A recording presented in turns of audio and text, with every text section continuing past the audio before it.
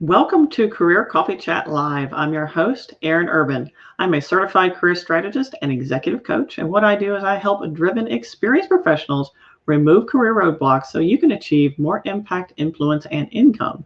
And speaking of impact, influence, and income, today I am extremely excited to have CEO and best-selling author Mandy Cavanaugh on the show to talk about how to break that glass ceiling and get to the top and stay there with her new book, F the Glass Ceiling. I love that. It's so irreverent and so funny. She's an extremely engaging individual. So I'm extremely excited to have her on the show today to talk to you about how to rise to leadership, stay there, and still be your authentic self.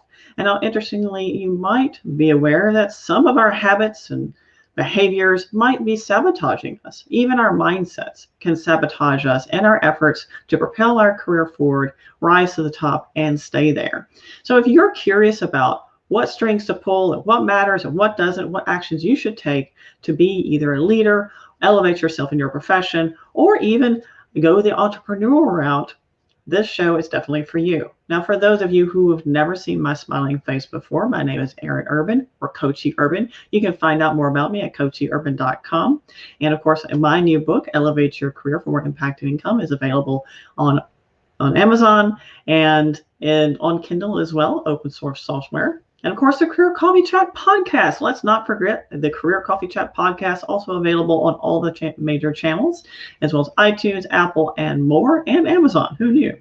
So as you are tuning into the show today, please say hi, say your name, say where you're from. I'd love to welcome you to the show. And if you have any questions at any time as we go forward through the show, please do ask them in the comments or the chat. We'll be happy to answer those questions for you because we want to make sure that you can elevate your career in these challenging times. Now, if you're watching the replay later, also, we will get those comments, so ask your questions if you're watching later. And if you love the show, feel free to share it with your network to spread the word, spread the good news and information to help other people grow and elevate their careers, not only in leadership, but in all aspects of their lives. So if you're interested to know more about Mandy has passion for leadership, entrepreneurship, and helping people thrive, fuels her roles as a CEO, consultant, and facilitator. She helps teams succeed in dynamic and uncertain environments by connecting them to the best version of their future selves. You can find out more about her at mandycavanaugh.com. And without further ado, I am so thrilled to welcome to the show Mandy Cavanaugh. Great to see you. So thrilled to have you. Thanks. It's an honor. Thank you. Absolutely. So tell me a little bit about what was your catalyst for being that best-selling author and publishing this outstanding book, slightly irreverent, and it really gets to the point. I love it. F the Glass Ceiling. That's wonderful. It gets the point and gets your attention for sure. So, what was your catalyst for writing that book? What inspired you? Well, I had been doing the CEO thing for about 15 years, and I also got a couple of coaching certifications to help with that. And I was hanging out with seminar leaders and workshop leaders. Those were my friends because we were trained in the same stuff, so we had a lot in common. And I was asked to be part of some consulting gigs and some coaching gigs and leading some workshops. And one of the workshop series was for female entrepreneurs. And they were for people who were more aspiring than, have already built a big business. So I didn't really know what to expect because I had never worked with people that maybe didn't have business training, but they were interested in being an entrepreneur. And so I organized the products around them, and it turned out really well, surprisingly. There was a lot of kind of, self-organizing and coming up with what we were going to do as it happened, and so I pulled from like business training, coaching training, experiences as a CEO, real life stories. And I found it really fascinating to see what they were most interested in. It's not necessarily what I would have predicted. And so I guess I felt like, this is creating a lot more value for people than I would have thought for feminine entrepreneurs, not just female, if that makes sense. There's kind of just because you're female doesn't mean you're super feminine, and vice versa. So these were really feminine individuals that had signed up for the conferences. And, my mentor who organized those conferences asked me, he said, he made a comment one time, you should write a book. So that planted the seed. And then one of the people who was in the classes said, I'll help you write it. And so she just interviewed me and we recorded the interviews, and that became the first draft. That's outstanding. Yeah. That's great. That's great. But I never really looked at gender, as a business person. I was in a lot of male dominated environments, military, oil field, I guess, and things like that. But so it was fun to see.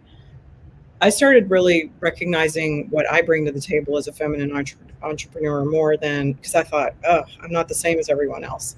Well, I started a little bit noticing patterns in what it means to be a feminine entrepreneur, and I started honoring that more. And I also started being able to dial down my masculine energy, which I had dialed way up to succeed. And it was at a cost, so being around all those women helped me let other parts of myself come out. So it was really a symbiotic. I feel like I got a lot more out of it than so the book is kind of giving back, So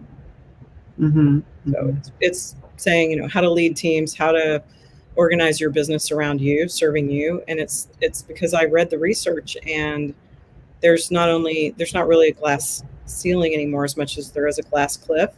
And it's not only for female, like high-powered corporate leaders, it's also a glass cliff for feminine entrepreneurs.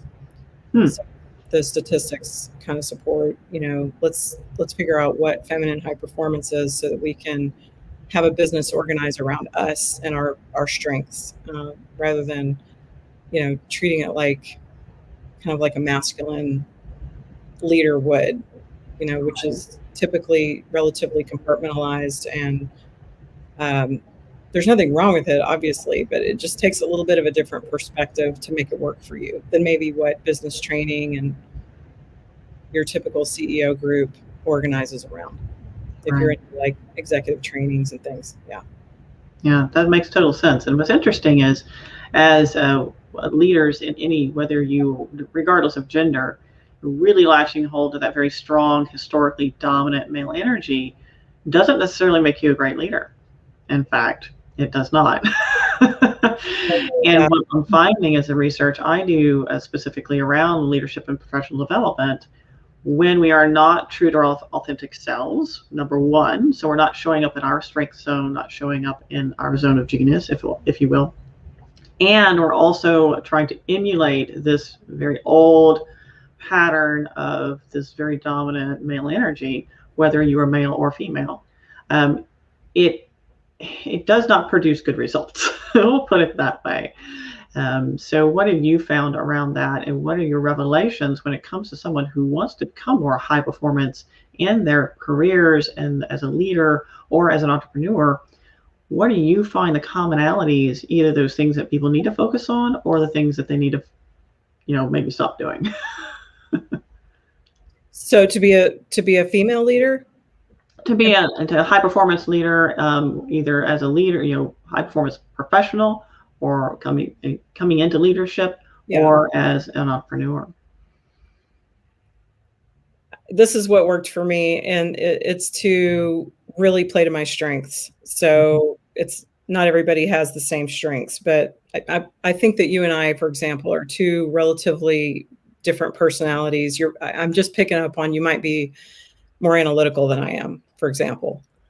And so you might dig into the data more.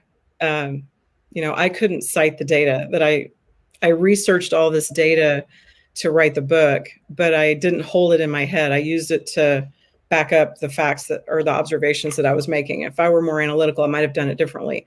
So how would that play out? If you came in and ran my company, you would run it a little bit differently. You would probably run, I can't speak for you, but somebody who's more analytical would run it more on metrics. They would run it more on pressure curves and seeing what all the, what does the data say, the freshness factor of the client base and client concentration, all that stuff. And it would probably still be a successful company, but you would need to have people that are less tied to the data and can kind of go out there and wing it, even more blue sky, more innovative, perhaps, thinking out of the box, you would want to bring those people onto the team. In my business, at least, it's a high touch service business. I am more of the out of the box, blue sky, always looking for the next product line. And so I have to have people that are a little bit more data driven, or to the extent that the company is successful, means that we're looking at the numbers and making decisions based on the numbers. And so I guess for a leader, it's important to not try to ignore your weaknesses. And because especially for small to medium-sized businesses, whatever the main weakness of the owner is, usually becomes the weakness of the business. So you've got to just be kind of conscious of that. So to me, it's about building the right team. And it's not about building a team according to some template or cookie cutter recipe that you learned in MBA school. And that's a feminine perspective to go ahead and acknowledge that you want a certain, personality. We use profiling tools. I'm a rainmaker profile. Our CEO is a trailblazer profile. This is in my primary business. And we put, specialists on the accounting team, things like that. So I think it's a feminine leadership trait to allow for people to do a job and have a weakness in an area and support them with a team player who overcomes that weakness, or who fills in the gap. Whereas in big corporations, you typically are all measured by the same thing, and not one is better than the other. There's just a little bit of a different way of doing it. And my book is about doing it your way, so that, especially if you're like me, where you have a very narrow band of strengths that are somewhat powerful, more concentrated, but narrow. That's typical of entrepreneurs, I think. You do see some jack of all trades, entrepreneurs that can do the finance, the manufacturing part, the operations, and sales, but usually it's 2 out of 3.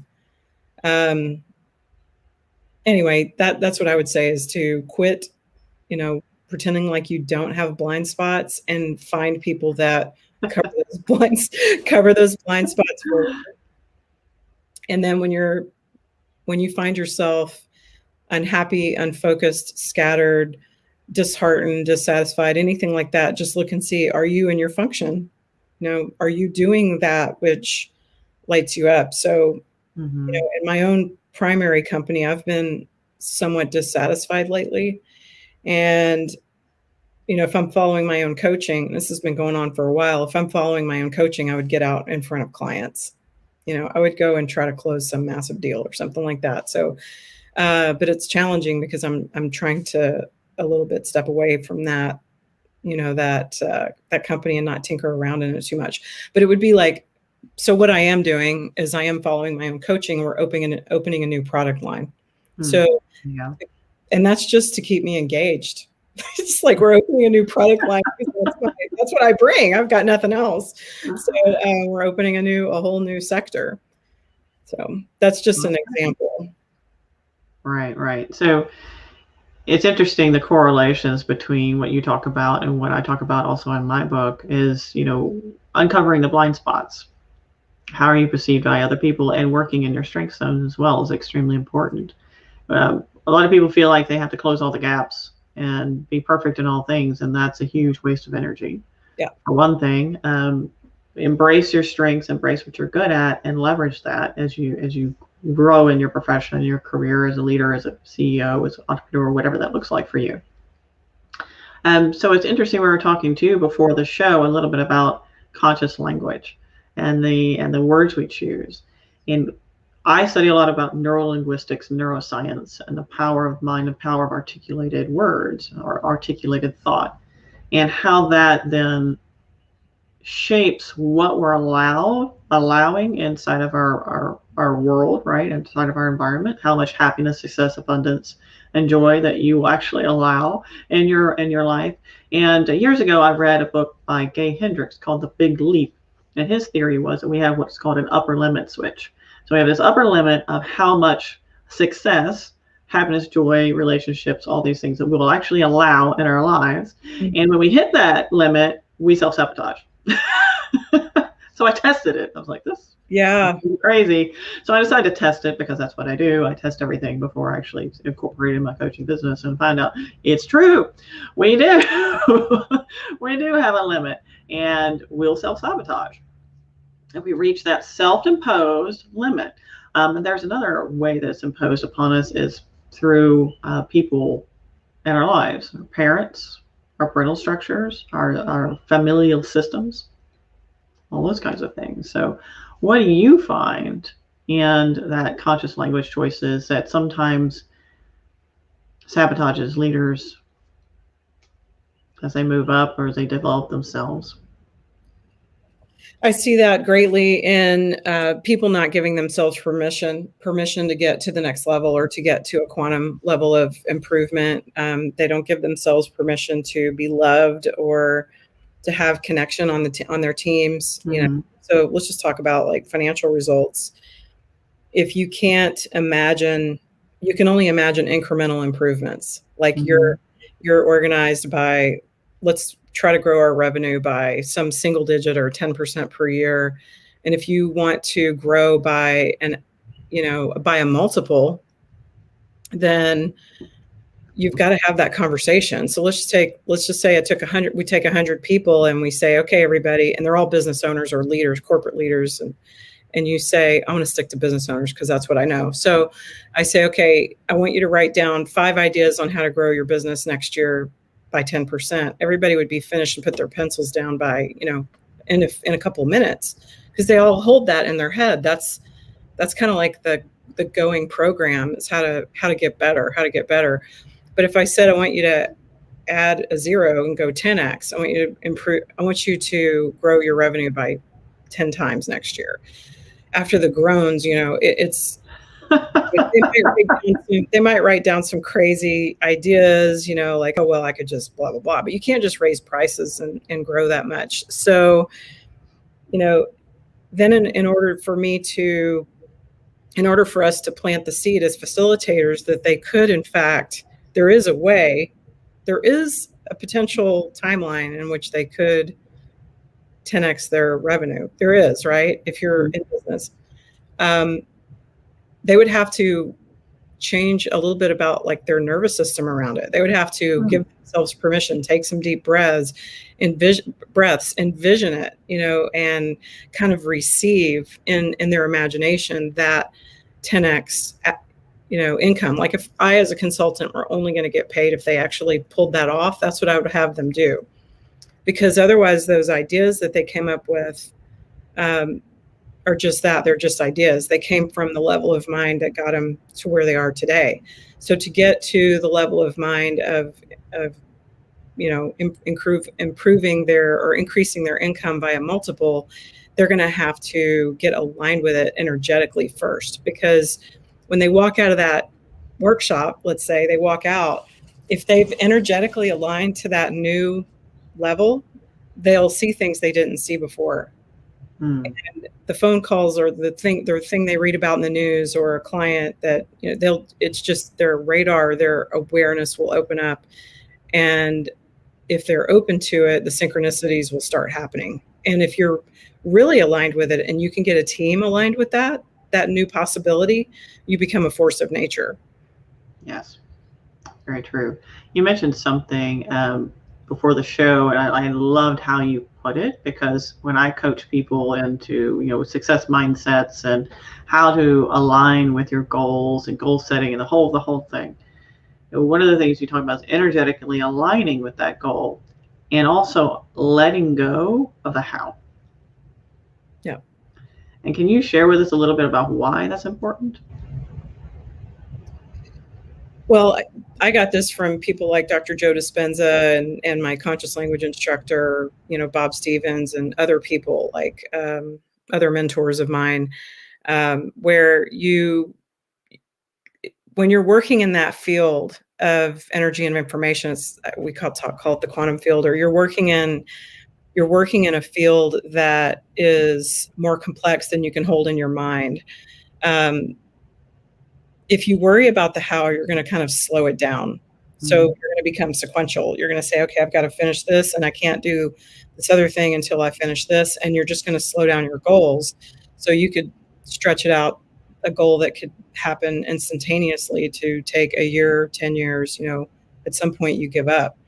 Right. So part of not having an attachment to how things happen is not having an attachment to when.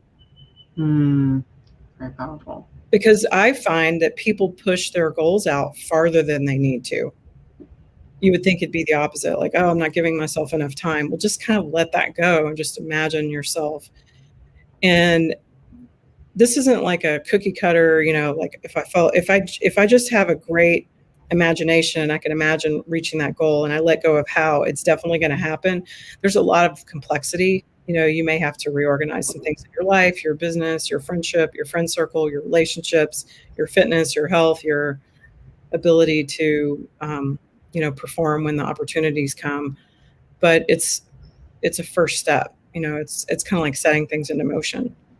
And letting go of how is allowing for grace, it's allowing for synchronicity, and it's allowing for creativity. It's taking it out of the realm of the mind and putting it into the realm of, I don't know, playing. Possibilities, really. Yeah, it's playing. Yeah. Yeah. What's interesting is because our mind, our knowledge, our experience is built on what we already know.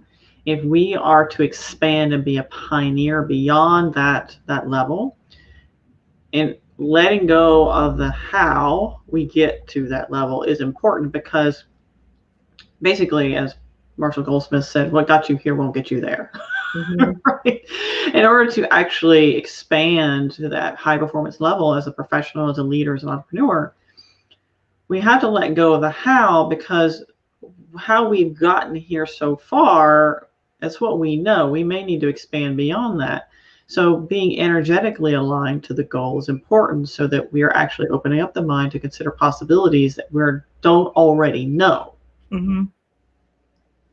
I know it sounds a little weird, particularly for those of you that are tuning in. They're very analytical and really planners, right? We're planners, and I'm a planner. I'm a rampant planner. I've got planning disease. I started planning when I was born. That's what I do, and it's very interesting.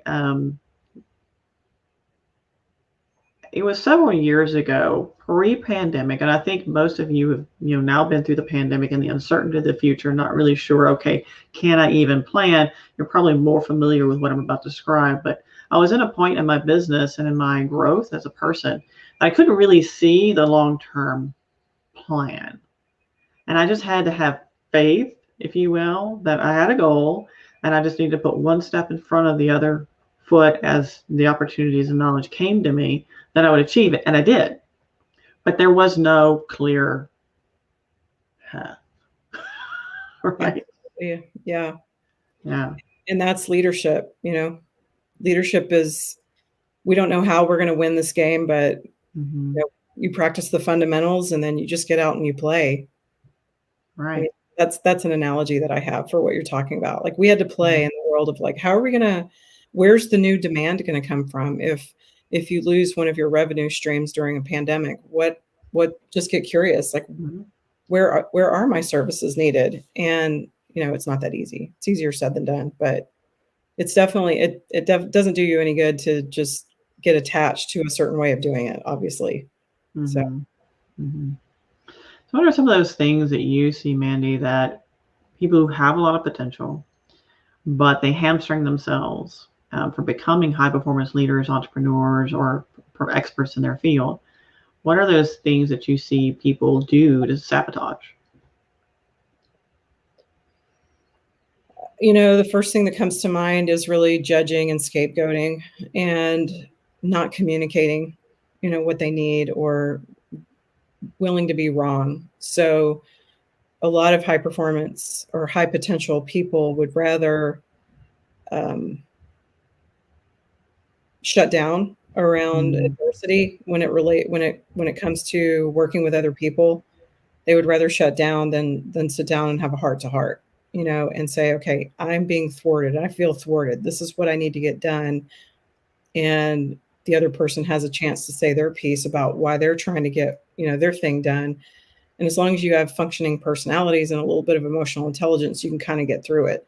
But there's this like kind of a lack of vulnerability and a lack of authenticity among leaders who think they have to know everything all the time. Yep. So that's number one, is you don't have to know everything. You can bring passion and wisdom and know some things, but ask questions like, what's your version of reality? This is my version. Like, let's get together and talk about this. I want to have a heart to heart with you. Like, this is what I'm not getting that I need. And the other person can say you would be surprised what comes up. And it takes a lot of courage. And I learned this the hard way. It was like one of my biggest weaknesses, which is currently becoming a strength. And I'm in the baby steps of it. But I see it rampant among managers and people who thrive on systems and people following procedures and policies. I see it less rampant in leaders. I see it more rampant in manager types. Right.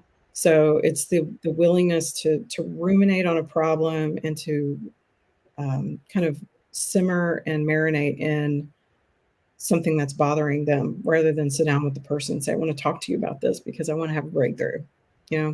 Right. Communication. Yeah. It's interesting. You made a designation between management and leadership.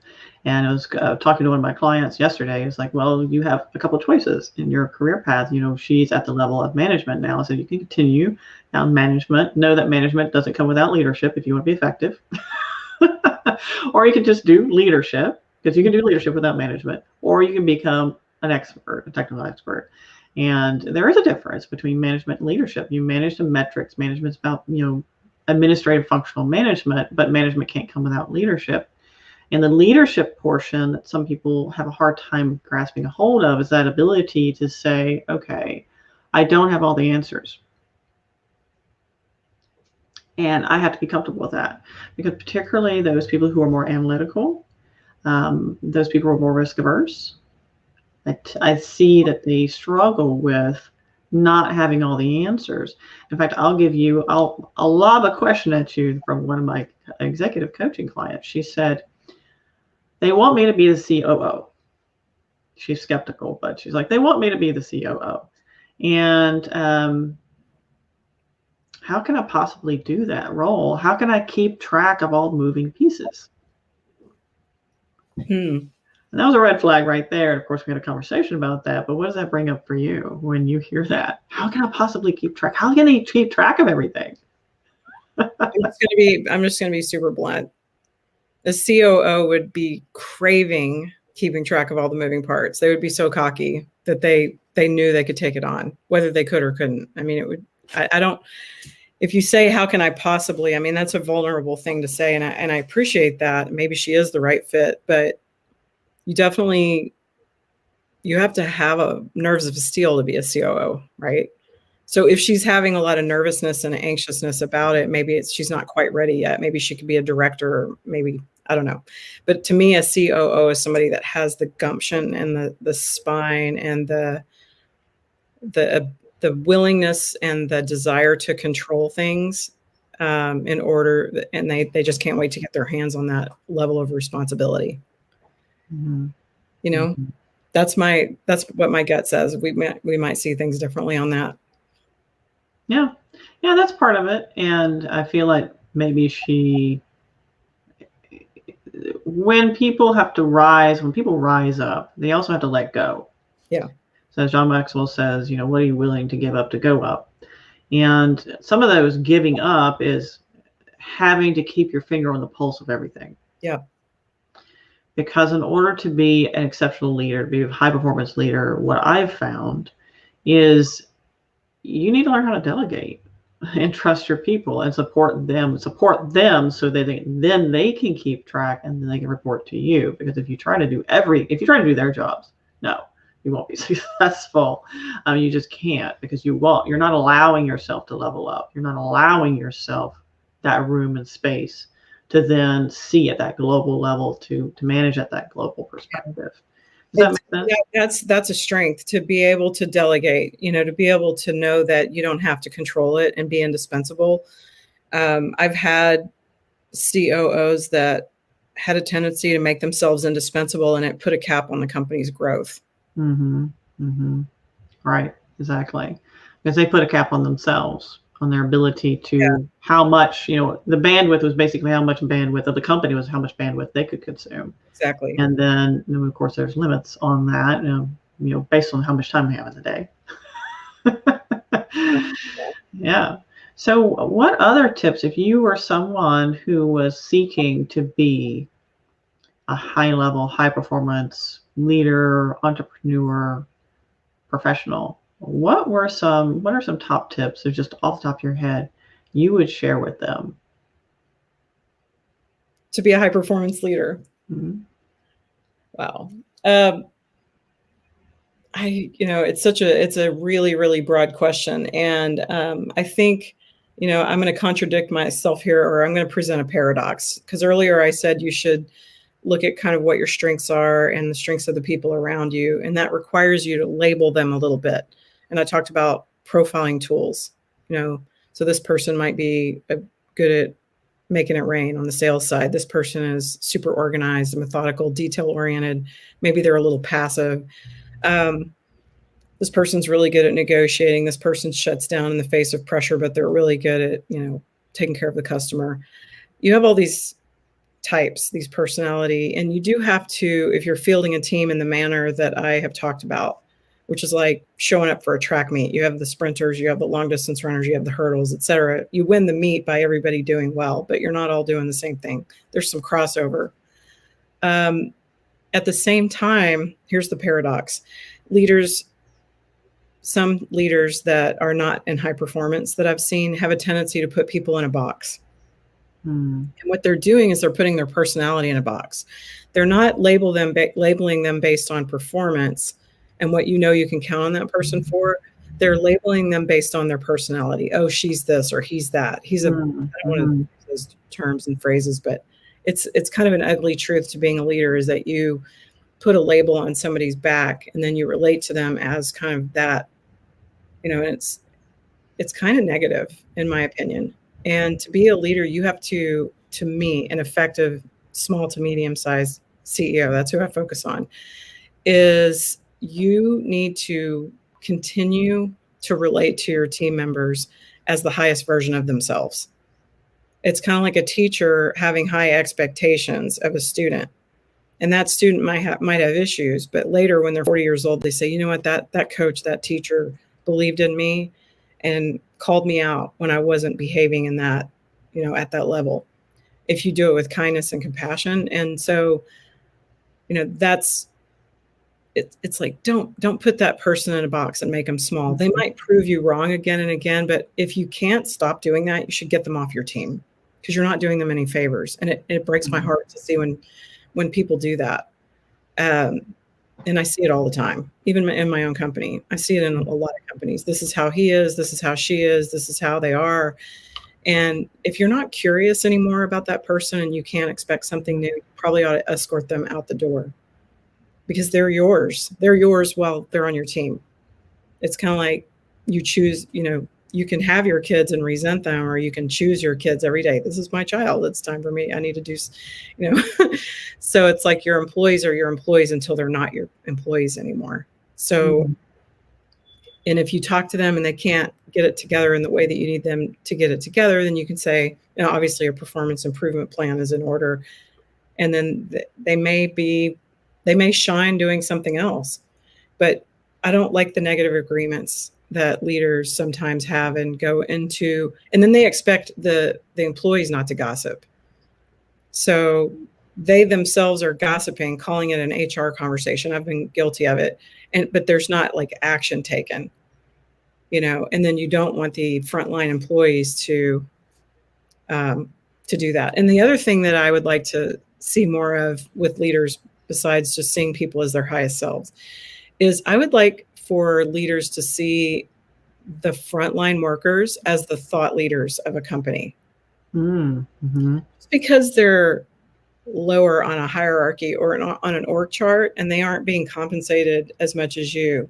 They are the ones who are interacting with the clients, and you should take everything they say as like gold. I mean, that is your feedback. and believe them when they say, whatever it is. They may have a narrow or limited perspective because of the role that they're in, but it's still, you put the pieces together and you can come up with a way more accurate picture of what's happening in your company than you have sitting in your C-level office. Yes. Very true. Very, very true. Yeah. As a continuous improvement change agent for many, many years in corporate, that was our gospel. You go to the front lines, you do the Gemba, as they call it in Lean Six Sigma. You go to where the work is being done, and you ask the questions. And I was a turnaround consultant, and when I got asked by the CEO, typically it would be something like this: I want you to come and fix my team. And I would just say, okay, yeah, sure, and then just go to the front lines and work your way back.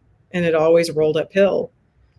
The issue was a lot simpler than what they thought. And they could figure it out on their own. But sometimes people talk to a consultant more bluntly than they would talk to, their own boss, especially if they've brought it up before and nothing was done about it. So, yeah. Yeah, people usually only bring up something once, maybe twice, if they're very adventurous. And if it's not taken seriously, they won't bring it up again.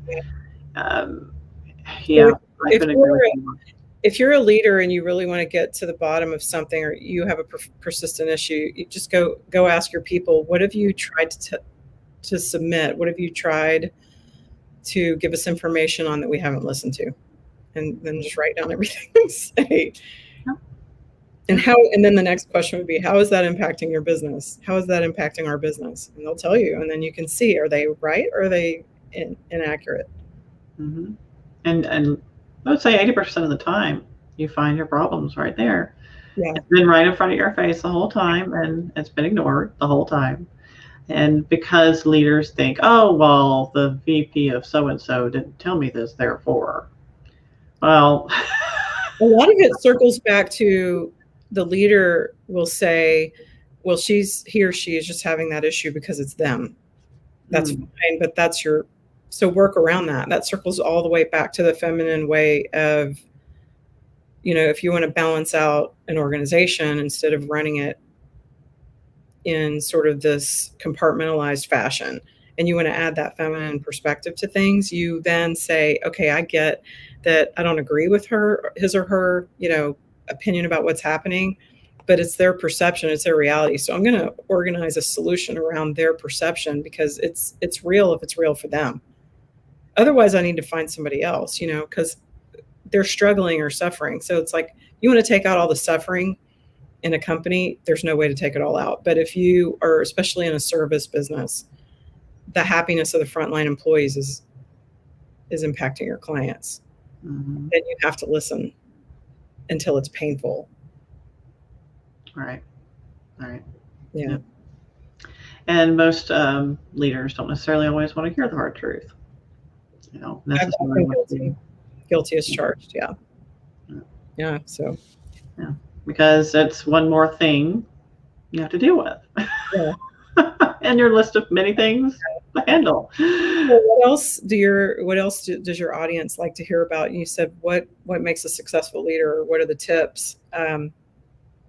We've talked about building teams, and what else? Like, I've been struggling through this pandemic, sticking to my practices that make me completely present in my heart. Whether you call it a spiritual practice or yoga, meditation, whatever it is, prayer, whatever it is, like, to get into your higher mind all the time. And I feel like I've had a hangover a little bit from the pandemic. Like, I'm just kind of draggy. Like, I'm still recovering from it, And that's oh shoot, I should know the term because I talked about it a lot when we started the pandemic. And what it is, it's basically the social consciousness is actually impacting you, particularly if you're a higher empathy level. If you're a higher empathy level individual, you will actually be physically and emotionally impacted by the mass feeling. So if there's a trauma like 9/11, for example, I cried for like 3 days. Right. I mean, I wasn't there. I watched it. It was horrible. I don't want to think about it really. Yeah. But that kind of feeling sticks with you. So whatever our social structures are feeling as a whole is impacting each individual, even if you are as disassociated with it as you can be. And I have tried to pull that plug because I need to be present for my clients. Yeah. You know, I need to show up and be that source for them. And so I have disconnected as much as I can from like the Facebook and the this and the that, because it's just too much information. And more of that, I get it. You know, my psyche, my energy gets drained from that. So we're actually feeling that impact in real time. And if we can't describe it, and particularly if it feels like it's something may not be yours, because I've had that as well. People are like, oh, I feel draggy, or I feel or I feel just like it's not normal for me to be this whatever it is. It's like, well, if it's not normal for you to be this whatever it is, it's probably a feeling or burden that you're carrying for the masses and not necessarily for yourself. So it's important to, number one, acknowledge that. And then number two, say, okay, this burden is not mine. Yeah. Well, thanks for just to acknowledge it, because I just did that on a live show with you just now. So I really need to snap out of it. I mean, it's just very subtle. You know, I just don't have, I feel like I'm not on pause anymore, but I'm on a little bit of a slow-mo. Gearing up, and, you know, not being able to travel is a big thing for me, because travel would shake up my whole system, you know, in a good way, in a positive way. But I haven't been on an airplane in over a year, which is crazy. Yeah. So, my husband's the same way. He's a travel bug, and it's very different. And, you know, acknowledging that it's something, it's an influence outside of ourselves. And it's interesting because we carry things that aren't our own. Take, for example, clients that I work with who have limits on how much success they can experience in their career. It's actually a limit that was imposed upon them because no one else in their family's ever been that far, or no one else in their family's ever had an MBA, or no one else in their family's ever. So it's these things that are actually imposed upon us, whether from our social structures, like you're feeling right now, or from our familial structures, our parental structures, for those people we've looked up to who've defined for us what is our boundaries, if you will. And it's important to challenge those periodically, particularly if it's a feeling that, you know, it's not yours. It's not yours to carry. And then it's really weird when you're the black sheep for being too successful. I have actually lost friends for being a best-selling author. Yeah. That sounds like a happens thing to say, but it's like being alienated from people in your originating circle who can't be with it. They don't know who you are anymore, et cetera. Like, you've changed. Yeah, they don't see themselves in you. And that's important for relationships, is for someone to see a part of themselves in you. And that's how that bond is formed. And when that shifts, one person changes, rises, changes, shifts, whatever, then that connection is no longer there, and they struggle to see themselves in you. And don't take it personal. It's not, you know, it's hard. That shift is hard. And I would have to say, like Larry Levine, who's a colleague of mine, I consider him one of my greatest network buddies. He's a sales trainer. He said, sit at the table with winners. The conversation will be very different. It's true. It's very true. So for this year specifically, circling back a little bit to the that we're feeling, I struggled as well. Normally, I mentioned I'm a planner. Normally over the holidays, I have my business plan. You know, I went over last year's, did the thing, and then I planned this year's. And this year I got to a point past, you know, book launch, and it was like, I don't know. And I had this very strong feeling. There's a saying that, you know, you sow seeds, and you sow seeds, and then that crop bears fruit. Well, you also need to be present to work that crop. And if you continually just sow, and you're ignoring the crops that you've already sown, then you might be missing out on some opportunities. So I tend to be a sow. I'm like growing, next. You have to celebrate. So in the classes that I taught, one of the things that we did was and I've talked about it in other podcasts, or is imagination activation. But when I do any kind of guided visualization for people and they imagine their outcome that they're attempting to plant seeds for, there's always, we take them to this through this visualization, and everybody ends up in the same place. At the end of the visualization, they end up in a celebratory state. Mm-hmm. It's beyond gratitude. So we ask them, what are you seeing? And every single person that we've done it with describes or describes a celebration. They talk about the scene that they're in, and they're with family or friends, and they're having a great meal, or they're doing this or that. And so celebration, in my view, is one of the highest states that you can be in, the feeling of real celebration. Yeah. And if we're always accomplishing and we're never celebrating, we're not ever going to get to that high state. So, I guess the path for me has been, how do I experience being in a celebration and have,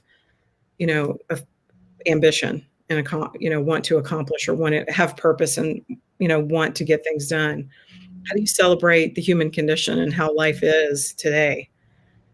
And that's really a skill, and a talent that has to be cultivated. And I'm sure, I've sure got work to do, but how do we celebrate in a pandemic?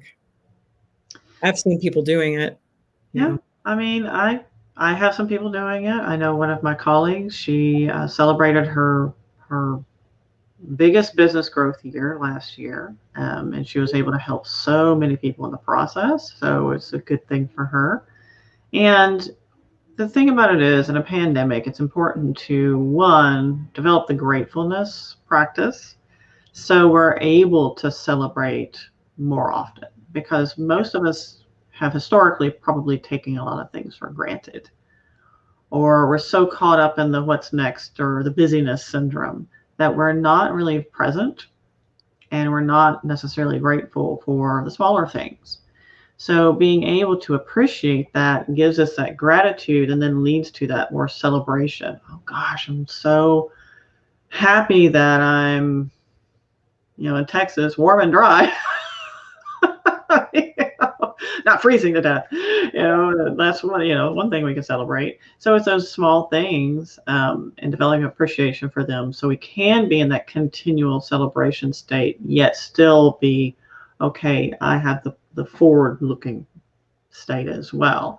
So being able to have that seamlessly transition a little bit more. And two, I'll also say, when you're talking about big changes, it's not like a rocket ship going off. It's not this straight up thing. It never is. It's more like stairs you climb. So you feel like, oh, okay, I'm working on something, I'm marinating on something, and then you have the breakthrough.